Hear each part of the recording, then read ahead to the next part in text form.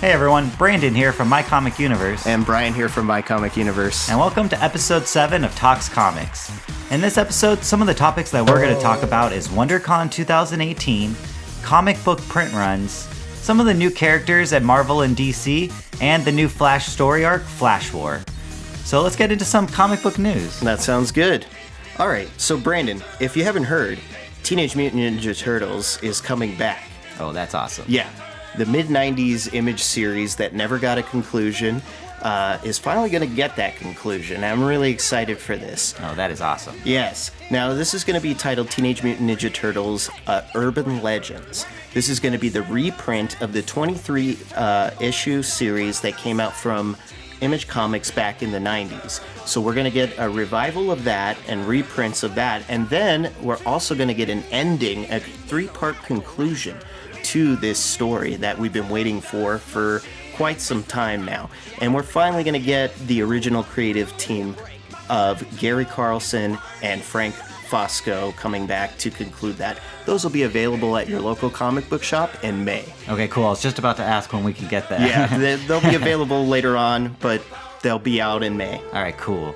Well, actually, the Black Panther movie just reached a new record. Really? Yeah, so on its third weekend, it just reached over 500 million, making it the second highest grossing Marvel movie, right behind Avengers. That's pretty impressive. Yeah, and speaking of Black Panther, the current Black Panther writer in the comics, Ta-Nehisi Coates. Yeah, I can never get that name right. But yeah, he's going to be taking over the Captain America comic book series in June. Oh, I did see something about that recently. Yes. That's really cool. Yeah, no, I'm really excited to see what kind of take he has on Captain America. It's going to be very interesting. I'm very excited for that as well. Definitely give it a shot. If you heard, Neil Gaiman did announce that he's going to relaunch some more Sandman storylines and comic books. Yes, I'm very excited for this one. He basically came out in an interview saying that we have all these characters that are like toys sitting in our back pocket, and nobody's playing with them, nobody's enjoying them. So we're going to bring these characters full force into the DC Vertigo publications. Nice. So we're going to get to see a couple more new series as DC relaunches their whole new series of comics in the next couple of months with Superman. We're also going to get to see some characters from, the Dream World and from the Sandman universe as well. It's going to start off with a one-shot from Neil Gaiman called The Sandman Universe, and then it's going to segue into 4 different series. Now, the 4 series we're looking at here are The Dreaming, Lucifer, and The House of Whispers. Now, these will be written by individual authors that Gaiman has picked out himself. So those will be hitting later on in 2018, and we'll keep you posted here at My Comic Universe and at Talks Comics about that. Nice. That sounds really cool. Yeah, it'll be really interesting. Yeah, I'm glad that Neil Gaiman has a big hand in all those series, even if he isn't going to be completely writing them, Exactly. That's cool. So I don't know if you heard about the Flash movie, but they just announced a new director, actually 2 new directors for this movie. Really? I didn't hear that. Yeah, so it was just announced on March 3rd. We have John Francis Daley and Jonathan Goldstein were just announced to be the new directors. Oh, cool. That'll be very interesting. Yeah, we'll see how long they last on this one. They tend to bring in a lot of creative teams for these films, and then they change them up as time goes on. But yeah, we'll see how this does play out for the both of them. Yeah, there's been a lot of changes on this movie so far, and a lot of directors have been leaving, so I'm curious to see if this one will stick through. And we'll keep you posted here at Talks Comics about any changes here for that movie or in the production itself. Definitely. So why don't we talk about Wondercon? Yeah, I was just going to say, let's talk about Wondercon. That's why I'm so excited. So have you heard about the new online autograph thing that they're doing? No, but you did text me the other day, and I was like, okay, I got to go check this out. Why don't you fill me in a little bit more? Yeah, okay, so instead of waiting in line each day, for hours in the morning, just for a chance of getting an autograph, they're doing an online lottery system now. So if you have your pass, you can go online, and they have an exclusive portal where you can request to get an autograph from people like Scott Snyder, Jim Lee, and also some creative teams of some different movies and stuff. For example, the Batman Ninja movie that's coming out, the animated movie. Oh, the anime movie, yeah. Yeah, I'm really looking forward to that. So there's like an autograph session with the creators of that, which is going to be really cool. No way, that's really cool. So definitely check that out if you're going to WonderCon. We'll keep you posted on that. What else is going on at WonderCon this year? Okay, so not only that, but there's going to be a digital animated series, Constantine. I don't know if you've heard of that. No, I didn't. Yeah, actually. so it's going to have its world premiere at WonderCon this year. We're going to be doing an autograph session with the creative team as well on this one. Oh, that's cool. And then, of course, like you said, online you can set yourself up to go for the autograph session. There's an online lottery for this one as well, and a couple of other things you may be interested in. Cool. That's good to know. And then, of course, there's a laundry list. We can't go over every single one, but there's so many exhibitors that are going to be at this event, and I'm sure they're going to have plenty of cool exclusives. Yeah, so the exclusives haven't been announced yet, but some pretty cool artists and writers are going to be there, like Jim Lee, Scott Snyder, Mark Wade. That's right. Some nice names. Liam Sharp, Gail Simone's going to be there. Oh, nice. Yeah, it's really going to be a nice eclectic mix of different artists and writers this year at WonderCon.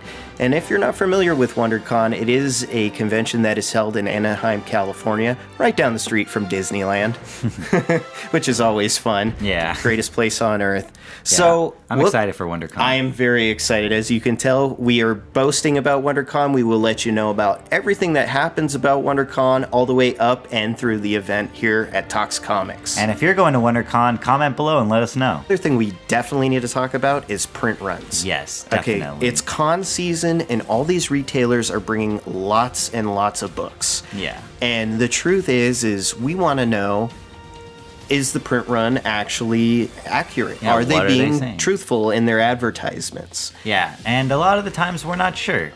So some of the issues are you go to a con and you see a vendor that you're following online. You know, maybe you tried to get one of their exclusives on their website, Or and maybe it's you've sold done out. business with them before. Yeah, and then you go to a con and then you see that they have more of these copies. Correct. So were they lying before when they sold out and then they just got more? Or were they just holding on to more?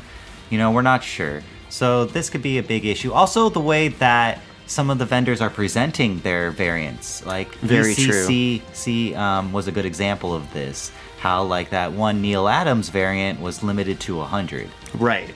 But really, it was the signed versions were limited to 100. You know, we're not sure how many the actual how many copies the actual variant had. Right. But that's they were true. advertising it as it was limited to 100. And this seems to be happening a lot, but the thing is we have to remember some of them could be self-printing or self-publicating. That's some true. of these specific variants or homage variants. So it's probably a good idea to take that into consideration. However, we are also talking about the major publication or publishers. Yeah, Marvel and DC, Marvel I think, and are DC. the big issue behind the print run controversy a little. For example, the Amazing Spider-Man 797, the Comic Mint variant for the Red Goblin, which was the homage cover for the Hobgoblin, That's the original correct. Hobgoblin cover. They were saying that it's limited to 600. But, you know, we're seeing a lot of things online that are stating for Marvel and DC that the minimum print run for a variant is 1,000. So are these people just selling 600 online and then hoarding the rest for themselves and then reselling on eBay or something? We don't really know, Yeah, we're but not we sure, want to but- hear what you have to say about that. Let us know what you think about this. Speaking of this Red Goblin, you know, Exactly. we're seeing a lot of new characters in Marvel and DC, and I'm actually not too impressed, to be honest. Well, I mean, it seems like they're going through this phase where they want to take certain characters or certain properties they have, and they're trying to intertwine them together. Yeah, you know, they seem to be like merging characters together or just taking traits of popular characters and just rehashing it. For example, we have Weapon H, which is just a mix of Hulk and Wolverine. Okay, You know, that's it seems true. awesome, but you know, again, we're just getting these characters that they're mashing together. And then that just kind of falters with the Red Goblin Yeah, thing we which were is just talking about. Carnage and the Green Goblin.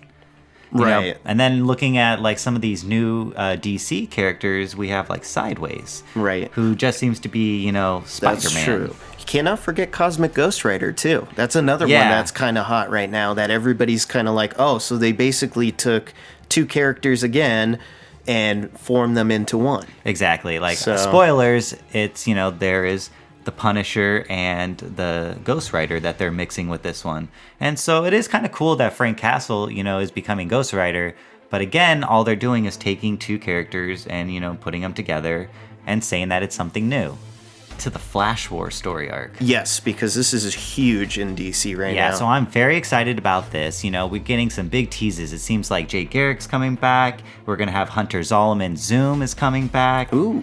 So the current Flash writer was at ECCC recently, and he talked about the upcoming story arc, Perfect Storm, which is leading up to the Flash War. Oh, okay. And so basically, Gorilla Grodd has a big part of this. He's basically everything bad that's happening in Barry's life. Gorilla Grodd had something to do with it. He took away his powers, and also in the Perfect Storm story arc, we're gonna get a little bit more about Hunter Zolomon's motive and why he wants Barry and Wally to fight. Oh, interesting. Yeah. Yeah, I know you've been keeping up with the Flash series ever since it was launched in the Rebirth, so... Yeah, he's one of my favorite characters, so I definitely have been enjoying this, and I'm very excited for the Flash War. So yeah, there's going to be a lot of cool stuff in this Flash War story arc. And Iris is even going to have a big part in this. Oh, really? Yeah, I'm curious to see where they go with that. So check out the Flash War story arc starting in Flash number 47, coming out in May 2018. I'll be looking forward to that for sure. Yeah, me too. And speaking of Flash, that's going to lead us to our comic book recommendation for this episode. Flash Rebirth. Yeah, we want to recommend The Flash Rebirth by Jeff Johns, not to be confused with the DC Rebirth relaunch in 2016. Correct. Yeah, this is a little before that. It's The Flash Rebirth by Jeff Johns. It's a 6-issue story arc.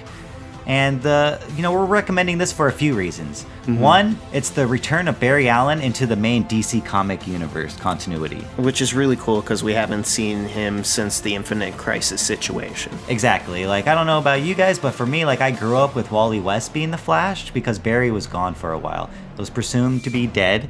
Mm-hmm. But in this Flash Rebirth, we get to learn what actually happened to him, where he's been the whole time, and how he got back.